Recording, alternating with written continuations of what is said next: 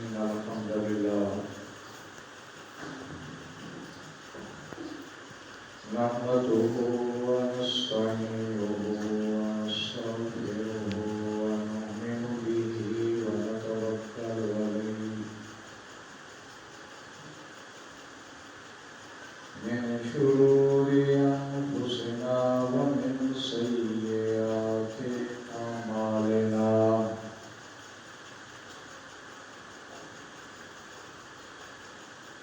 من يهده الله فلا مضل له ومن يضلل فلا هادي له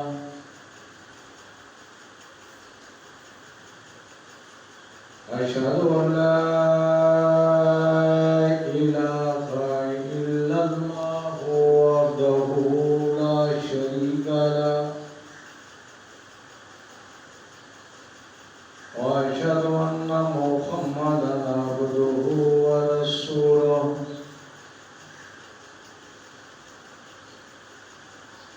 أما بعد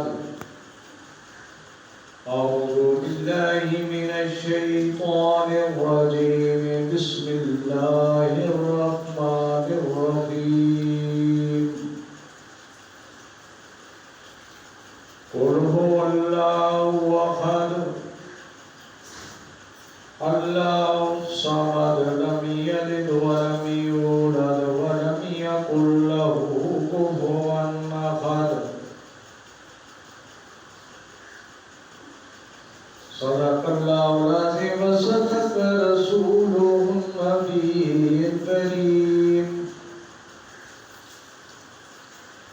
ونحن على ذلك من الشاهدين والشاكرين والحمد لله رب العالمين إن الله وملائكته يصلون على النبي يا أيها الذين آمنوا صلوا عليه وسلموا تسليما اللهم صل على محمد وعلى آل محمد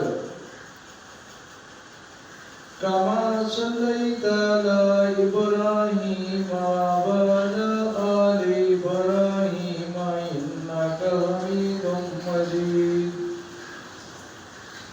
اللهم بارك على محمد وعلى آل محمد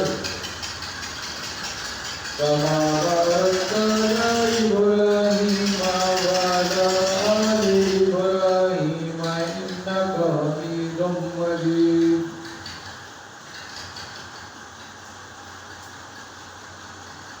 جس دور پہ آزاد تھی دنیا اب ہم وہ زمانہ بھول گئے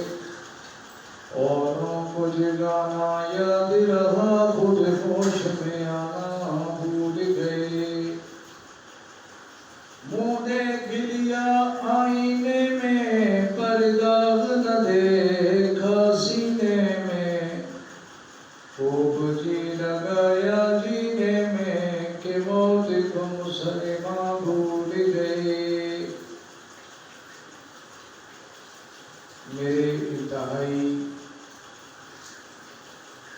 صدر کرام علماء کرام اور میرے بھائیوں بہنوں بزرگوں دوستوں میری آواز کو سننے والی میری ماؤں بہنوں بیٹیوں اللہ تبارک و تعالیٰ سے دعائیں کہ مالک کریم مجھے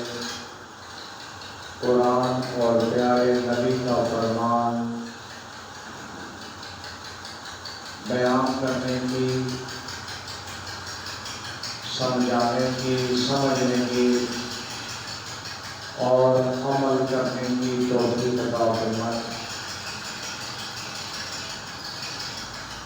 آج 4 جون پیر صحابہ کالونی گوگرا میں سن 2021 کا یہ خطبہ جمعہ، جس میں مختصر سی قرآن کی آیت کریمہ لیکن انتہائی اہم توحید سے سرشار اللہ کی وحدانیت کو بیان کرنے والی، مالک و خالق کا تعارف کرانے والی اور مالک و خالق کی صفات کو بیان کرنے والی سورت تلاوت کی گئی۔ انشاءاللہ تعالی گفتگو اسی آیت پر ہوگی اور اس کے حوالے سے آج کے دور کے حالات و واقعات جس سمت رواں ہیں، اس میں اس آیت قرآن کی روشنی میں جائزہ دیا جائے گا۔ آج ہم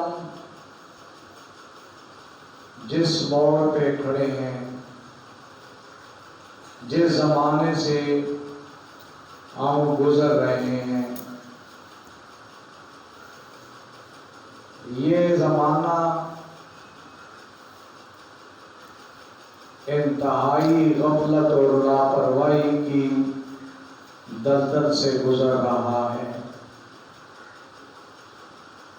آج ہم جن حالات و واقعات، جن خدشات، مصاب و علم اور مختلف ہر طرف سے گھیرے ہوئے حالات سے گزر رہے ہیں، اس کا ہم نے جائزہ لینا ہے قرآن کی روشنی میں کہ ایسا کیوں ہے۔ جیسے ایک بیمار اپنی بیماری کو سمجھنے کے لیے اپنے وجود کی طرف توجہ رکھتا ہے کہ جسم کے کس حصے میں کون سے حالات پیدا ہو رہے ہیں یا میں کیا محسوس کر رہا ہوں۔ اسی طرح زمانے کے اعتبار سے ہمیں اس بات کا جائزہ لینا ہوگا کہ ہم آج اپنی زندگی کے اندر جن حالات سے گزر رہے ہیں، اس کی وجہ کیا ہے،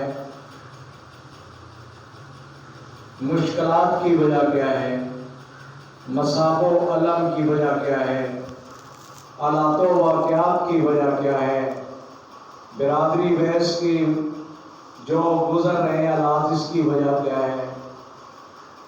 اور ہمارے حالات عملی لحاظ سے بہتری کی طرف جا رہے ہیں یا کہ نہیں۔ دوسری بات، اس بات کا بھی جائزہ لینا ہوگا اگر ہمیں آخرت کی زندگی کامیاب چاہیے، ہم پہ ذمہ داریاں کیا ہیں، کیا ہم نے قرآن اور نبی کے فرمان کی روشنی میں اپنی ذمہ داریوں کو پورا کیا ہے یا نہیں،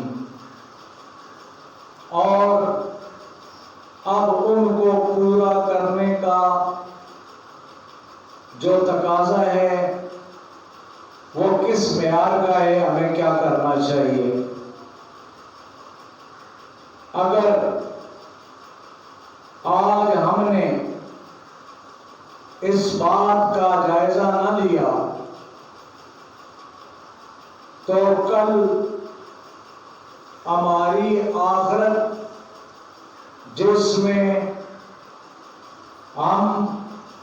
بے بس و بے کس ہو جائیں گے، ہمارا کوئی اختیار نہیں رہے گا،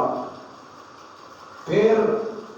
ہماری گزرے نماز گزری زندگی اور جتنے تقاضے ہم نے پورے نہ کیے اس کا حساب دینا ہوگا۔ یہ معمولی بات نہیں ہے کہ اگر آج ہم نے غفلت اور لاپرواہی کا مظاہرہ کیا، ایمانی تقاضوں کے مطابق اپنے فرائض کو سر انجام نہ دیا، بلکہ شیطانی بہکاوی میں رہے، خیر کرتے رہے اور زندگی گزر گئی، پھر اس کا انجام بھیانک ہے، اس کا انجام خوفناک ہے، آخرت کی زندگی برباد ہے۔ آج ہمیں قرآن اور نبی کے فرمان کی روشنی میں اپنی گزری ہوئی زندگی کا جائزہ لینا ہے۔ یاد رکھیں، اگر زندگی غفلت اور لاپرواہی میں گزر گئی، اپنے فرائض کی انجام دہی نہ کر سکے، اپنی ذمہ داریوں کو پورا نہ کر سکے اور شیطانی بہکاوے کے اندر یا اپنی ناقص عقل کی گھمنڈ کے اوپر یا دیگر کوئی نادان مذہبی پیشواؤں کی تسلیوں کے اوپر یا اپنے آباء و اجداد کے ناقص طریقوں کے اوپر ہم نے زندگی گزار دی، پھر اس کا انجام بھیانک ہے۔ پھر نہ تو ہمیں کوئی کل بچا سکتے ہیں، نہ ہمیں کوئی ختم بچا سکتے ہیں، نہ ہمیں کوئی بعد میں مل بیٹھ کے کھانے پینے کے ٹکسلوں کے پیش نظر کوئی ایسی چیزیں بچا سکتی ہیں جو ہمارے لیے بعد میں کی جائے۔ یہ ہماری سرے سے کام نہیں آئیں گی۔ کیوں؟ اس لیے کہ آج اللہ نے عقل اور شعور دیا ہے، اور پھر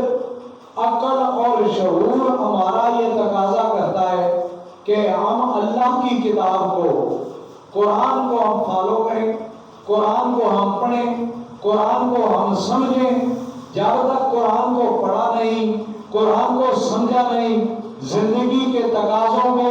قرآن اور نبی کے فرمان کی روشنی میں ہم نے دیکھا نہیں، ہم نے غور نہ کیا، ہم نے عمل نہ کیا، ہم نے اپنی ذمہ داریوں کو پورا نہ کیا، تو پھر ہمیں کوئی چیز، کوئی شفاعت یا کسی قسم کا کوئی آباء و اجداد، کوئی پیر فقیر، کوئی مذہبی ٹھیکیدار ہمیں آخرت کے عذاب سے نہیں بچا سکتے۔ یاد رکھ لیں، یہ سوچ جو آیت میں نے قرآن کی پڑھی ہے، قل هو اللہ احد اللہ الصمد لم یلد ولم یولد ولم یکن له کفوا احد۔ اللہ اکیلا ہے، اللہ اکیلا ہے، وہ اپنا باپ بھی نہیں رکھتا اور وہ اپنی اولاد بھی نہیں رکھتا، اس کا کوئی ہمسر بھی نہیں، وہ وحدہ لا شریک ہے، اس کا کوئی شریک نہیں۔ جب ہمیں اللہ کریم نے قرآن کی اس آیت میں یہ بات سمجھا دی کہ یاد رکھو کہ میرے علاوہ کوئی مددگار نہیں، کوئی پالن ہار نہیں، کوئی مسجود نہیں، کوئی کارساز نہیں، کوئی نفع نقصان کا مالک نہیں، تمہارا کسی قسم کا معاون ہے ہی کوئی نہیں میرے علاوہ، پھر ہمیں قرآن کو پسے پش ڈال کر کے دیگر ایسے تقاضے جو ہمیں ظاہری طور پہ نمود و نمائش، ظاہری طور پہ جادو، ظاہری طور پہ ٹکسلے، ظاہری طور پہ منافقت، ظاہری طور پہ یہ ساری چیزیں ہمیں مغلوب کر لیں تو سمجھ لو کہ ہمارا ٹھکانہ جہنم ہے، ہماری آخرت تباہ ہے۔ اگر قرآن کا جائزہ لے کر کے اللہ کی وحدانیت کا اقرار کرتے ہوئے الف لام میم سے لے کے والناس تک، الحمد سے لے کے والناس تک قرآن کی روشنی میں ہم نے اپنی زندگی کا جائزہ نہ لیا تو یاد رکھ لیں پھر تباہی ہے، بربادی ہے، پھر ہمیں کوئی چیز نہیں بچا سکتی۔ پھر جو مرضی ہے کرتے رہیں، پھر جتنی مرضی ہے اس کے لیے خیرات کرتے رہیں، جتنے مرضی ہے زکوٰۃ دیتے رہیں، جتنے مرضی حج اس کے لیے کرتے رہیں، جتنے مرضی نوافل اس کے لیے پڑھتے رہیں، جو مرضی ہے کر لیں، لیکن اگر اس نے الحمد سے لے کے والناس تک قرآن کی روشنی میں اپنی زندگی کا جائزہ نہیں لیا تو وہ تباہی کی طرف گیا، وہ جہنم کی طرف گیا، خسارے کی طرف گیا۔ جس نے اپنے حقوق کو پورا نہ کیا، جس نے دنیا کے ان تقاضوں کو محمد رسول اللہ صلی اللہ علیہ وآلہ وسلم پر آئے ہوئے دین اسلام کی روشنی میں اپنی ذمہ داریوں کو ادا نہ کیا، اسے کوئی چیز بھی نہیں بچا سکے گی۔ یاد رکھ لیں، آج جو لوگ کہہ دیتے ہیں جی نبی کریم صلی اللہ علیہ وآلہ وسلم ہماری شفاعت فرمائیں گے، ہم نبی علیہ السلام کے محب ہیں، نبی علیہ السلام کے امتی ہیں، ہم محبت کرنے والے ہیں، یاد رکھو اس حالات کا جائزہ بھی لے لو، اس بات کا جائزہ بھی لے لو، محمد رسول اللہ تو عالم کے لیے، سارے جہانوں کے لیے رحمت ہے، وہ تو رحمت للعالمین ہے، لیکن اپنی مرضی کے مطابق نبی علیہ السلام کسی کی شفاعت کر نہیں سکتے۔ جب کرتے ہیں تو پھر کرتا بھی پہناتے ہیں، کمر میں بھی اتارتے ہیں، لحاظ میں بھی اتارتے ہیں، پانی سے منہ میں اپنے سے نکال کے پانی بھی ڈالتے ہیں، سارا کچھ کرتے ہیں، لیکن اللہ تبارک و تعالیٰ فرماتا ہے اے میرے نبی اس کے لیے جو کچھ بھی کر لو میں نے اس کو بخشنا نہیں ہے، اس لیے اس نے میرے دین کے ساتھ بغاوت کی، دنیا میں میں نے اس کو صحت دی تھی، اس نے نماز نہ پڑھی، میں نے اس کو عقل دی تھی، اس نے قرآن نہ پڑھا، میں نے اس کو مال دیا تھا، اس نے اللہ کے راستے میں خرچ نہ کیا، اس کو میں نے جائیدادیں دی تھی، اس نے بنیادی طور پہ اپنوں کے حقوق ادا نہ کیے، اس نے اپنوں کا حصہ نہ نکالا، اس نے تمام کے حقوق غصب کیے، اس نے مال کو اچھی جگہ خرچ نہ کیا جس طرح شریعت نے حکم دیا تھا، اس نے ایسا نہ کیا، اس نے اپنی مرضی سے زندگی گزاری، آخری لمحات آئے، بڑی اس نے دعا کی، بڑے اس نے طائب کیے، بڑے اس نے رونے روئے، لیکن اللہ کریم کہتا ہے کہ ایسے شخص کے لیے کوئی معافی نہیں جس نے اپنی زندگی غفلت، لاپرواہی، اپنی مرضی، عقل و دانے، اباوت اور مذہبی ٹھیکیداروں کے پیچھے چلتے ہوئے گزار دی، بھلے وہ غلطی پر ہوں، اس کی چند کی بخشش نہیں ہوتی، اس کا چھٹکارا نہیں ہے۔ چھٹکارا تب ہی ہے کہ اللہ کے حکم پورے کیے جائیں، اللہ کے آگے گڑیا زاری اس طرح سے کی جائے، اللہ سے معافی مانگی جائے، آگے جو زندگی رہ گئی ہے اس میں گناہ نہ کرنے کا وعدہ کیا جائے، وہ قبول ہوتا ہے۔ یا اللہ میں اس سٹیج پہ ہوں، یا اللہ میں معافی مانگتا ہوں، یا اللہ میں اللہ سب کچھ بھی نہیں کروں گا، یا اللہ میں قرآن کے مطابق پیارے نبی کے فرمان کے مطابق زندگی گزاروں گا، اور سب سے بڑی بات کہ وہ اس بات کا جائزہ لے لے کہ اس نے کسی کے حقوق تو غصب نہیں کر رکھے، اس نے کسی کا حق تو نہیں مارا ہوا جس کا شریعت نے حکم دیا تھا، اس نے کوئی ایسا تو نہیں کیا ہوا۔ اور میرے دوست، میرے بھائی، آج دنیا کے اندر یہ مال و زر، یہ مال و متاع، یہ گھر بار، جو کچھ بھی اللہ کے راستے میں دینا پڑے، حقوق والوں کو منہ دینے پڑے، دے کر اپنی جان چھٹکارے کر کے آخرت کا وہ کامیابی حاصل کر لینی چاہیے۔ اگر وہ آج ہم نے حاصل نہ کی، ہم نے غفلت کی چادر تانے رکھی، ہم نے لاپرواہی کی، ہم بے بسی میں رہے، یاد رکھ لو پھر نہ قبر کا عذاب بچ سکتے ہیں، ہم سے ہمیں کوئی چیز نہیں بچا سکے گی، نہ آخرت کی کامیابی مل سکے گی، کوئی چیز کام نہیں آئے گی۔ کام اگر آئے گا تو وہی کام آئے گا جو حقوق اللہ تم نے ادا کیے، جو حقوق العباد تم نے ادا کیے۔ اس حقوق العباد سے بھی نکلو، بندوں کے یہ حقوق ہیں، پہلے خیر قرباں ہیں، اپنے ہیں، اس کے بعد محلے کے حقوق ہیں، رشتہ داروں کے حقوق ہیں، اس کے بعد علاقے کے حقوق ہیں، اس کے بعد گاؤں کے حقوق ہیں، اس کے بعد شہر کے حقوق ہیں، اس کے بعد جہاں جہاں اس کا گزر ہوتا ہے وہاں بیٹھے ہوئے لوگوں کے حقوق ہیں۔ یہ سارے ادا کرنے پڑیں گے۔ ایک ایک چیز جس سے واسطہ پڑتا ہے اس کا بھی ادا کرنا پڑے گا۔ کیوں؟ اس کے ان لمحوں کا کیا حقوق ہے؟ یہ محمد رسول اللہ صلی اللہ علیہ وسلم کی زندگی ہمارے سامنے پڑی ہے۔ ہم نے یہ سارا کچھ ادا کیا، اللہ کی نافرمانی نہ کی، قرآن اور نبی کے فرمان کے مطابق زندگی کو گزارا، پھر محمد رسول اللہ صلی اللہ علیہ وسلم ہماری شفاعت فرمائیں گے۔ یہ زندگی کے اعمال ہمیں بچانے والے نہیں، پورے کے پورے ادا کر لیے جائیں مکمل طور پہ، پھر بھی ہماری خطائیں ہیں، ہمارے عمل ایسے ہیں، ناقص ہیں، ہمارے کھانا ناقص ہے، ہمارا پہننا ناقص ہے، ہمارا چلنا ناقص ہے، ہماری نظریں ناقص ہیں، ہمارا منہ ناقص ہے، ہمارے کان ناقص ہیں۔ ان آلات کو جن اس زمانے میں ہم استعمال کر رہے ہیں ہم کیسے بچ سکتے ہیں؟ ہم پورے کے پورے اپنی طرف سے حقوق کو ادا کریں، اس کے بعد ہمیں محمد رسول اللہ صلی اللہ علیہ وسلم کی شفاعت ملے گی، پھر ہم مستحق ہوں گے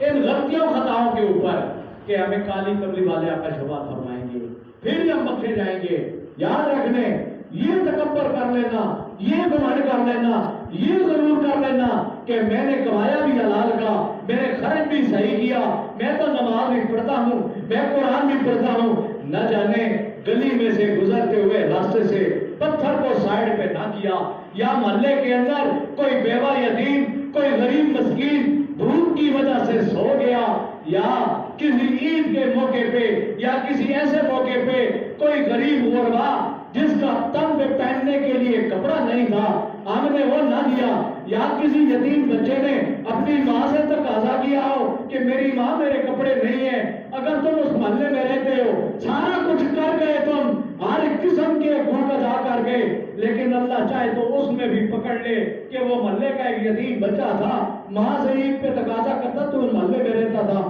تو نے خبرگیری کیوں نہ کی؟ اللہ معاف فرمائے، پکڑ بڑی سخت ہے اللہ کی۔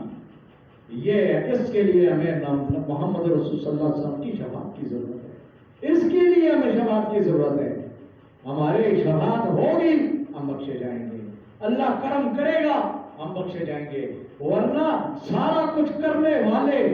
دن رات اللہ اللہ کرنے والے، سارا کچھ کرنے والے دنیا سے چلے جائیں، اللہ نہ بخشے تو ایک بات پہ پکڑ لے۔ اور اگر انسان خطاؤں میں زندگی گزارتا ہے لیکن یہ بات تقاضا کبھی نہیں کرتی، او جی میں فلاں کا مرید ہوں، میں فلاں کا شاگرد ہوں، میرے آبا و اجداد ایسے تھے، میرے بیٹے حافظ تھے، میرے بیٹے عالم تھے، میرا بھائی یہ تھا، میری ماں وہ تھی، یہ چیزیں ہمیں نہیں بچا سکتی جب تک کہ ہم نے اپنی ذمہ داریوں کو اسلام کے مطابق پورا نہ کیا۔ اس کو پورا کرنے کی ضرورت ہے۔ آج یہ غفلت ہے، یہ لاپرواہی ہے۔ دیکھیں اس مسئلے کو میں یہاں پہ اس لیے اسٹاف کا ٹائم ہو گیا ہے، ایک بات عرض کرتا ہوں، یاد رکھ لو، یہ قال رسول اللہ صلی اللہ علیہ وسلم، کہا کرو صلی اللہ علیہ وسلم، پتہ نہیں حالات ساتھ دے نہ دے، ساتھ دے نہ دے، زندگی رہے نہ رہے، لیکن جب آقا کا نام نامی صلی اللہ علیہ وسلم درود نہیں بھیجو گے تب بھی پکڑے جاؤ گے۔ ماں باپ کے حقوق پر آج تم نے اگر ادا نہیں کیے، ماں باپ کی کسی ایسی بات کو تم نے برداشت نہیں کیا، یاد رکھ تب بھی پکڑے جاؤ گے۔ محلے کے اندر اگر کسی کے حق رہ گئے تب بھی پکڑے جاؤ گے، گھر کے اندر اگر کوئی بات رہ گئی تب بھی پکڑے جاؤ گے، نماز کے اندر کپڑے صحیح نہ ہو تب بھی پکڑے جاؤ گے، کھانا صحیح نہ ہو تب بھی پکڑے جاؤ گے۔ تو دیکھیں نا، ہم قرآن پڑھتے ہیں، قرآن سنتے ہیں، کیا سنانے والے، کیا سننے والے، قرآن تو سوال ہے۔ ہم رمضان کے اندر یہاں پہ مسلح پہ کھڑا حافظ قرآن سناتا ہے، ہم سنتے رہتے ہیں، لیکن اثر ایسا نہیں ہے، ہمیں اونگ آ رہی ہوتی ہے، نیند آ رہی ہوتی ہے، یار یہ حافظ صاحب کس وقت ختم کرے گا، ہم گھر کو جائیں گے، یار یہ رکعات لمبی کر دی، صورتیں لمبی پڑھ دی، یار یہ مولانا صاحب تقریر لمبی کر جاتا ہے، ہمیں نیند آتی ہے، ہم نے کہیں جانا بھی ہوتا ہے، جلدی کیا کریں۔ یہ تقاضے ہمارے آج، یاد رکھیں جب قرآن پڑھا جاتا تھا صحابہ کرام کھڑے ہوتے تھے، صحابہ کرام کے رونگٹے کھڑے ہو جاتے تھے، صحابہ کرام رویا کرتے تھے، گڑگڑایا کرتے تھے۔ صحابہ کرام جب عذاب کی آیتیں آتی تھی، صحابہ کرام کی حاجت ہی کوئی نہیں رہتی تھی، دنیا کا پتہ ہی نہیں ہوتا تھا کہاں کھڑے۔ قرآن پڑھا جاتا تھا نا، آج قرآن پڑھا جاتا ہے، قرآن سنانے والے کو نہیں پتا میں کیا سنا رہا ہوں، یہ بات کیا میں کر رہا ہوں، سننے والے کو یہ نہیں پتا کہ ہم کیا سن رہے ہیں، بس سریلی آواز پہ مگن میں آ جاتے ہیں۔ اگر حافظ صاحب سریلی آواز میں نہ پڑھے تب بھی تقاضا ہوتا ہے یار اس کی آواز ہی اچھی نہیں ہے، خوبصورت آواز ہی نہیں ہے، پڑھتے ہی دل سے نہیں ہے فلاں۔ حالانکہ مقصد یہ نہیں ہے اپنے آپ کو مسرور کرنا، یہ مقصد نہیں ہے، اس کا بھی سوال ہے، لیکن اصل مقصد یہ ہے کہ جب حافظ صاحب پڑھتا ہے الحمدللہ رب العالمین،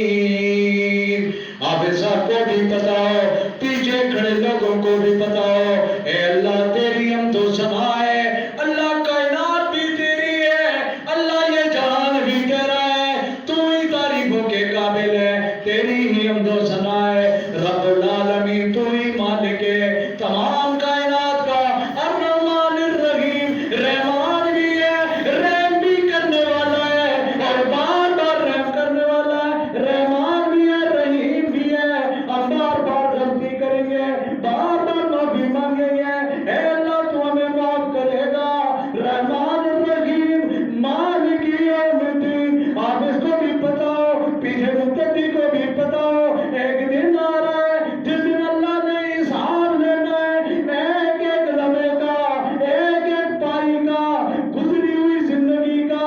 ہم نے اگر قرآن اور محمد کے فرمان کو چھوڑ کر کے ہمیں اپنی مرضی سے زندگی کو گزارا، مقتدی بھی سمجھے، امام بھی سمجھے، رحمان الرحیم، مالک یوم الدین، ایاک نعبد، ہم تیری عبادت کرتے ہیں، وایاک نستعین، تو ہی سے مدد مانگتے ہیں، ایک ایک لفظ مصلی پہ کھڑا آگے سناتا ہے کرنے کی، اور جو نبی علیہ السلام کی زندگی ہے جیسے گزاری انہوں نے اس طرح زندگی گزارنے کی، صحابہ کرام کی طرز پہ زندگی گزارنے کی، قرآن کو سمجھنے کی اور سمجھانے کی توفیق عطا فرمائے۔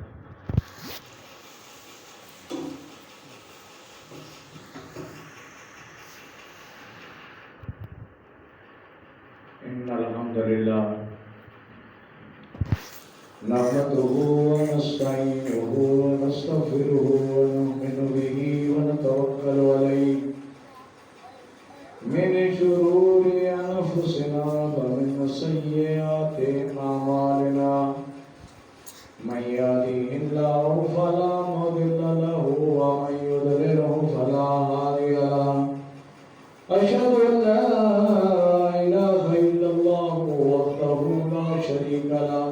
واشهد ان محمدا عبده ورسوله بسم الله الرحمن الرحيم قل هو الله احد الله الصمد لم يلد ولم يولد ولم يكن له كفوا احد بسم الله الرحمن الرحيم انا اعطيناك الكوثر فصل لربك وانحر ان شانئك هو الابتر ان الله وملائكته يصلون على النبي يا اللهم صل على محمد وعلى آل محمد ابراهيم انك حميد مجيد اللهم بارك على محمد وعلى آل محمد كما باركت على ابراهيم وعلى آل ابراهيم انك حميد مجيد یا رب کریم یا رب رحیم ہمارے صغیرہ کبیرہ گناہوں کو معاف فرما، یا رب کریم یا رب رحیم ہمیں قرآن اور نبی کے فرمان کے مطابق زندگی گزارنے کی توفیق عطا فرما،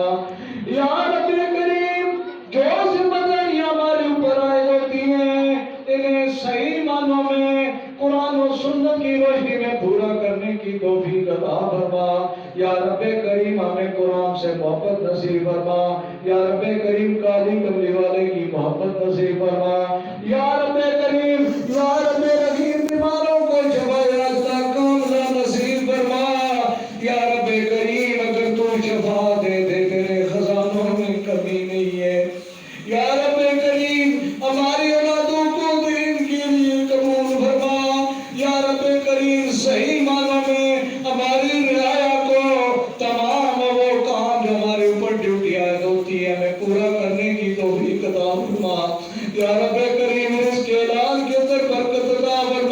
یا رب کریم آرام سے محفوظ فرما، یا رب کریم اس دعا کے اندر دجالی فکروں سے ہمیں محفوظ فرما، یا رب کریم ہمیں صحیح معنوں میں 5 وقت کی نماز ادا کرنے کی، یا رب کریم تیرے گھر مساجد کو آباد کرنے کی توفیق عطا فرما، یا رب کریم، یا رب رحیم، جتنے بھی بیمار ہیں ان کو شفا عاجلہ کاملہ نصیب فرما، یا رب کریم بے اولادوں کو اولاد نرینہ عطا فرما، یا رب کریم جن کو اولاد دی ہدایت نصیب فرما، یا رب کریم ان کو ہدایت نصیب فرما، یا رب کریم جو پردیس کے اندر مزدوریوں کے لیے بیٹھے ہیں، یا رب کریم ان کی مدد فرما، یا رب کریم حاجت مندوں کی جائز حاجات کو پورا فرما، یا رب کریم جنہوں نے دعا کے لیے کہا ہے، یا رب کریم ان کی جائز حاجات کو پورا فرما، یا رب کریم قرآن کو پڑھنے کی اور سمجھنے کی توفیق عطا فرما، یا رب کریم ہمارے آباء و اجداد جو دنیا سے رخصت ہو گئے، یا رب کریم